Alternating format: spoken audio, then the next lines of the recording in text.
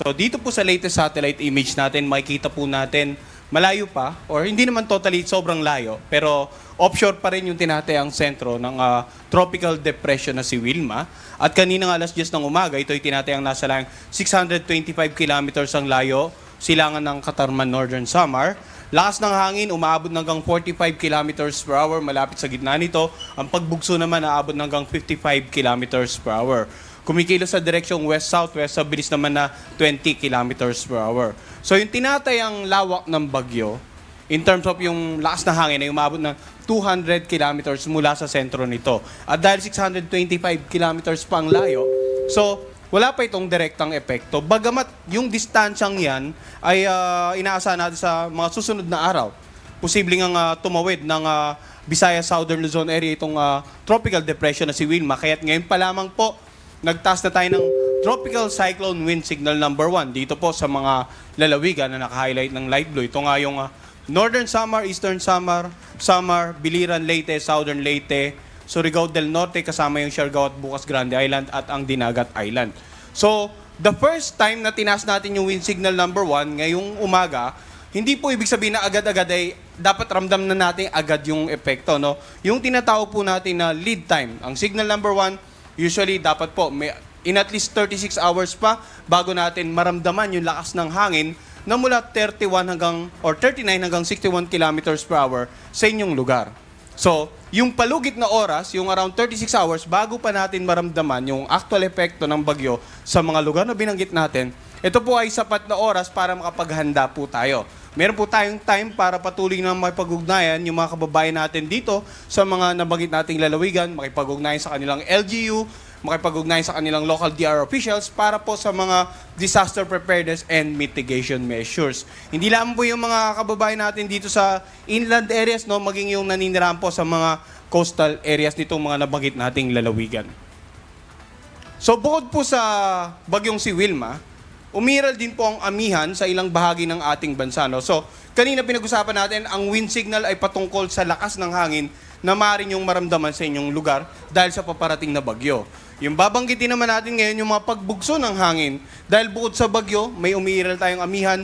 Ngayong araw sa Ilocos Region, Cordillera Administrative Region, sa Cagayan Valley, sa lalawigan ng Aurora, Bataan, Calabarzon, Mindoro Provinces, Romblon, Marinduque, Bicol Region at Visayas, or sa natitirang bahagi ng Visayas na walang wind signal, posible rin pong makaranas ng paminsan-minsang pagbugso ng hangin, no, dahil sa amihan. Bukas naman, nakararaming bahagi ng Luzon at ng Visayas, samantala sa darating na Sabado, nakararaming bahagi ng Luzon, Visayas, Zamboanga Peninsula at Misamis Occidental. Yung paminsan-minsang pagbugso naman ng hangin, pwede rito magdulot ng katamtaman hanggang sa kuminsan ay maalong karagatan dito po sa mga nabanggit nating lalawigan. So ngayon, tingnan naman po natin ano ang inaasang pagkilos ng tropical depression na si Wilma sa loob ng 3 hanggang 5 araw. Kanina alas 8 ng umaga, ito yung tinatayan nating location, no? Kung babase natin dito sa ating weather map. At bukas nga ng umaga, mapapansin natin ang lokasyon nito, 105 kilometers silangan ng Giwan, Eastern Samar. Kaya binabanggit ko po kanina, malayo pa, may sapat pa tayong panahon, oras para makapaghanda. Bukas ng umaga, bagamat offshore, pero mapapansin natin, halos malapit na po sa kalupaan nga ng ating bansa. At kung titingnan natin sa forecast track, sa possibly bukas ng gabi, dito sa southern part ng Eastern Samar, pwedeng maglandfall or dito sa Giwan or maybe sa Dinagat or any of the Siargao and Bukas Grande Island. Tingnan natin kasi yung area of probability din do.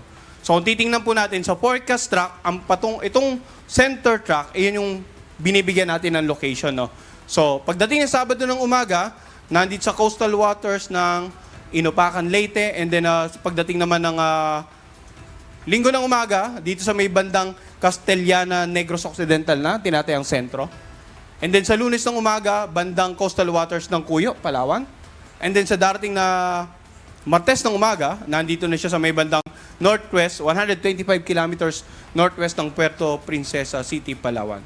So tingnan natin, no, yung mga location na ito, yung mga points na ito, yung sentro lamang po ang pinag-uusapan natin dyan. Kanina binanggit natin 200 kilometers ang lawak ng bagyo. So, pag nag-plot po tayo ng distansya mula sa sentro, yun yung reason kung bakit marami tayong mga areas na may wind signal at posible pang madagdagan habang patuloy na lumalapit ang bagyo dito nga sa Visayas area. At habang tumatawid po, patungo na Southern Luzon area.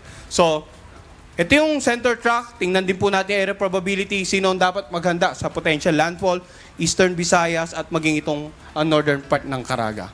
And then generally, in terms of overall effect ng bagyo regardless of landfall by sentro, tatawid, or sasakupan kayo ng bagyo, lahat po ng babanggitin nating mga may wind signal, lalong-lalo sa mga susunod nating tropical cyclone bulletin. In terms of intensity, sa ngayon, inaasahan natin na posibleng tropical depression intensity habang tinatawid ang landmass or ang central part ng ating bansa. Pero yun nga, every 6 hours, magbibigay po tayo ng update in terms of progress or development, kung magkakaroon bang pagbabago sa direksyon, lakas na inaasahan habang lumalapit ito sa ating bansa. Ngayon, pag-usapan naman po natin yung pag-ulan na dala ng bagyong si Wilma. So ito pong color coding na nakikita natin is different from the color coding na pinakita natin kanina because wind signal po yung pinag-usapan kanina, lakas ng hangin. Ngayon naman po, ito naman po ay dami ng ulan. So mapapansin natin, simula ngayong araw hanggang bukas ng tanghali, yung around 100 to 200 millimeters of rain nasa silangang bahagi ng Bikulan at ng Eastern Visayas. Ito yung unang may expose sa mga ulap na posibleng magdulot ng maraming pag-ulan habang paparating ang bagyong si Wilma. And then itong naka-highlight ng dilaw, 50 to 100 millimeters of rain. So makikita natin, generally, Southern Luzon, Visayas at even portions of Mindanao, may significant amount of rains ngayong araw hanggang bukas. Samantala, bukas naman ng hapon, hanggang sa Sabado ng hapon, mapansin natin, mas dumami na yung more, at around 100 to 200 millimeters of rain dito nga sa Bicol region and most parts of the Visayas area. Habang mapapansin natin, may mga bahagi pa rin ng Mindanao ang may 50 to 100 millimeters of rain.